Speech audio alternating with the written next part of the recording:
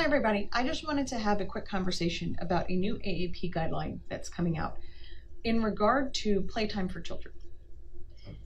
Because it is going to be a huge paradigm shift for some parents, and I want you to understand that there's science behind this. What this guideline says is that children need to play more. That's it, that's kind of all it says. Children need to play more.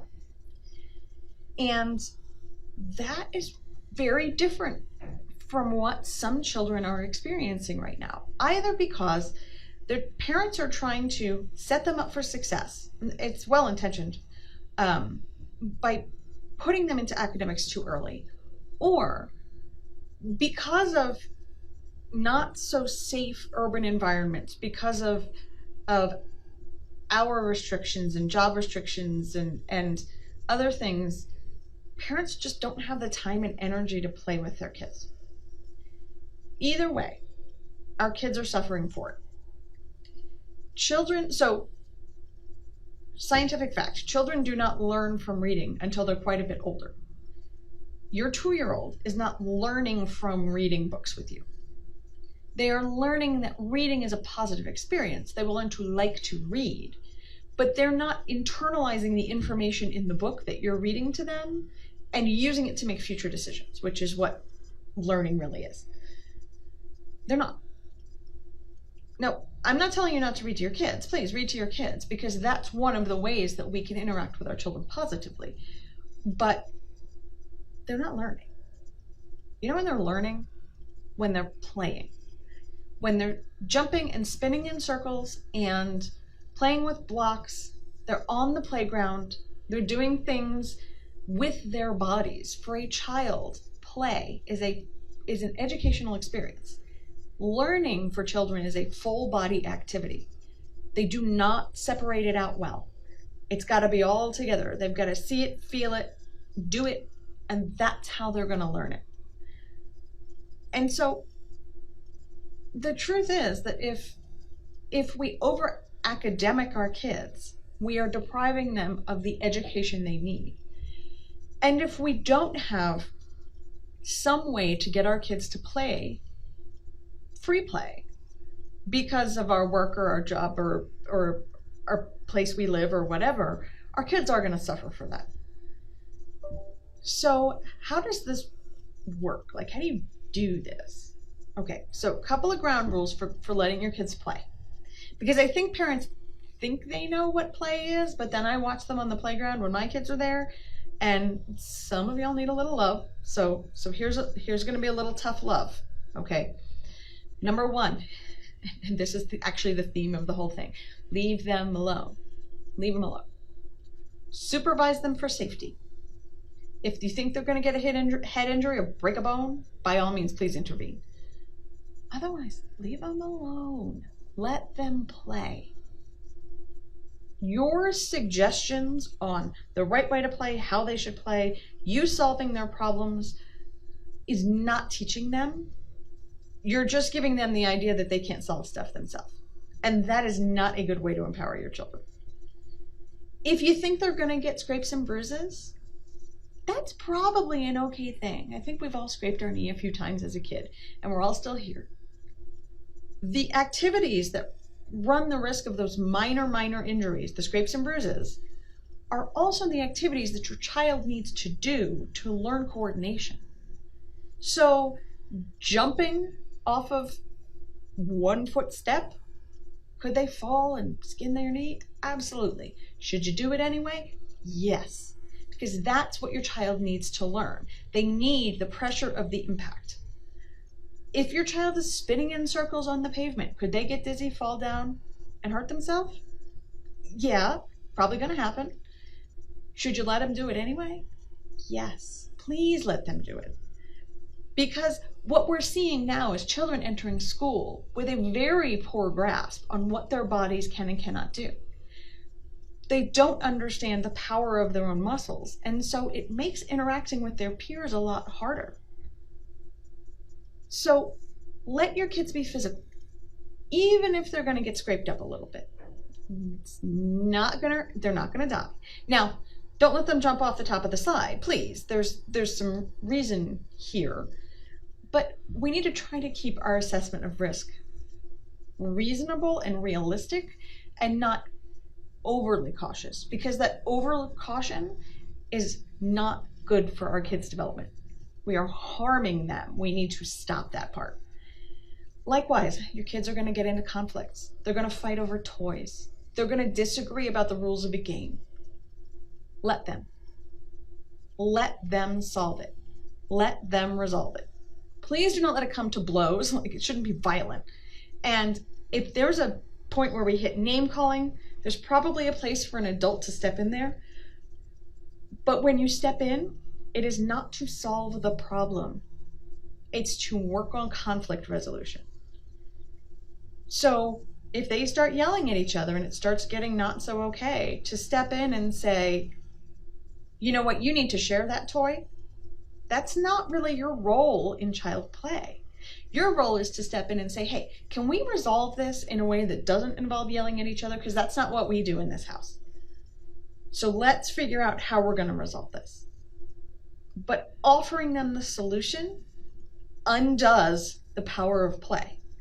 Leave them be. Let them be children. Again, don't let them do crazy, dangerous stuff, but let them be children. And if you're a parent who works and your children are in the care of someone else during the day, I would encourage you to choose your daycare wisely. And I'm going to throw this out there, and parents everywhere and even some professionals are going to cringe.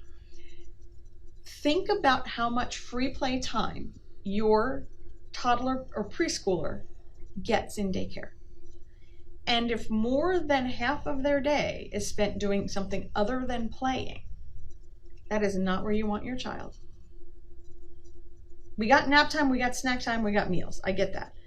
But there is no earthly reason that your child should be seated at a desk trying to learn things, or seated on the floor in a circle learning the alphabet, learning their numbers. That's not how kids learn best.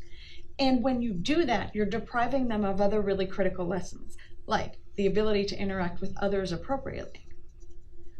When we look at research about child education, there have been people all over the place who've tried to put these academic curriculum kind of things into preschools. And guess what? They pretty much universally don't work. They don't make your kid smarter. They don't give your kid a head start in school. They're not helpful in any way in academics, but what they do is restrict your child's time in their true learning environment, and that's the play environment. I find sometimes parents feel like they're wasting time. Even their older kids 10, 11, 12 years old, they still need to play. They still need to run around and jump and get out some of that physical energy. They're still working on their motor skills. And if we restrict that because we're overscheduling them and overprogramming them, or because we can't figure out a workaround for an environment that's not real conducive to play, we really are depriving them of an educational opportunity. Play is not frivolous. It is necessary. Play is a child's work. So think about when you go to work. Do you come home and think about your performance at work and how you might be able to tweak things to have done better today? Do you plan what you're going to do tomorrow in advance?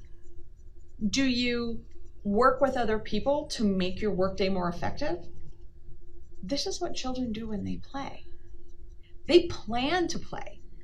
They plan what they're going to play the night before and the morning of, and they think of ways to make it better and more fun and more meaningful. It is their work. They are working. Their little brains are working. They're doing exactly what they're supposed to do. What we've done as a society is kind of divided our kids into two groups.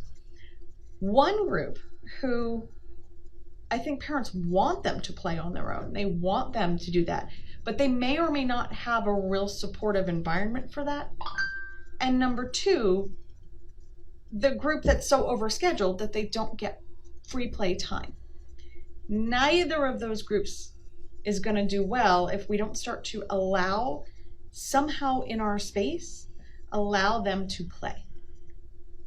So if you're in a position where you recognize the value of play, but you're struggling to find assets that will allow your child to play safely. So there's some neighborhoods where this is a legitimate issue. There are no safe playgrounds. They don't have those things. Think about other things your kids can do in your house or on the sidewalk in front of your house. Things like sidewalk chalk, jumping rope, throwing a ball back and forth. Please don't break neighbors' windows or hit cars. That's not cool. But aside from that, roller skates or roller blades, whichever you prefer. Something where they can get that energy out and they can learn to play and work with other people. If you have a kid who is just overprogrammed, they're in a super academic setting. They're in an overly programmed setting where they've got something after school every night of the week. Let's talk about why we're doing that. I'm pretty sure that it's always to make your kid feel better and feel like they're accomplishing stuff and give them a leg up on the competition or whatever.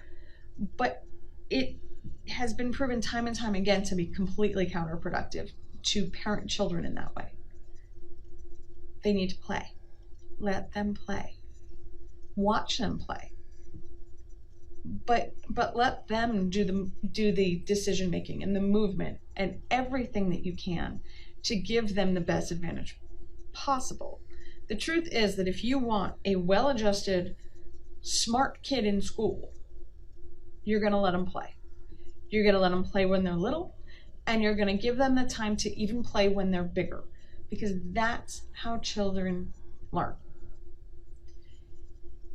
If you want to talk a little bit more about how kids learn and some things you can do to encourage them to play, we can certainly talk about that. I think some kids get a little attached to screens, and that is not playing.